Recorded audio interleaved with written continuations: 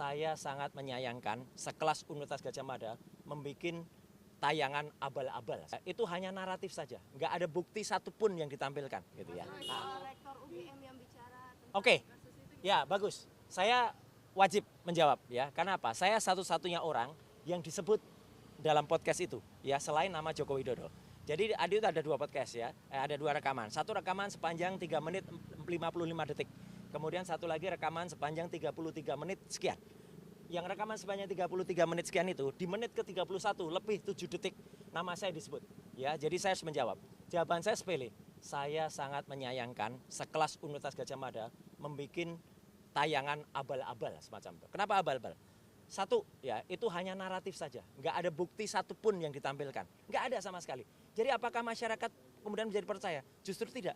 Coba buktikan teman-teman. Lihat pada kolom-kolom komentar di bawah dua tayangan itu.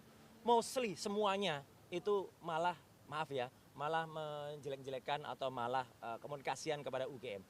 Kalau saja itu ditampilkan dan sudah sangat terlambat seperti sekarang ini, harusnya tampilkan bukti dong, gitu. Minimal mereka bisa memilah dan memilah mana bukti yang sifatnya bukti untuk publik dan bukti untuk private, ya. Bahkan yang namanya ijazah dan kemudian skripsi itu adalah dokumen publik, ya. Itu ada di Undang-Undang Keterbukaan Publik nomor 14 tahun 2008. UGM salah membaca Undang-Undang Keterbukaan Informasi. Kebetulan saya adalah orang yang menyusun Undang-Undang Keterbukaan Informasi Publik itu. Saya juga yang menerangkan naskah akademiknya. Jelas betul di pasal 18 ayat 2, dokumennya sifatnya publik itu harus dibuka. Artinya dokumen yang pernah digunakan oleh orang yang menduduki jabatan publik.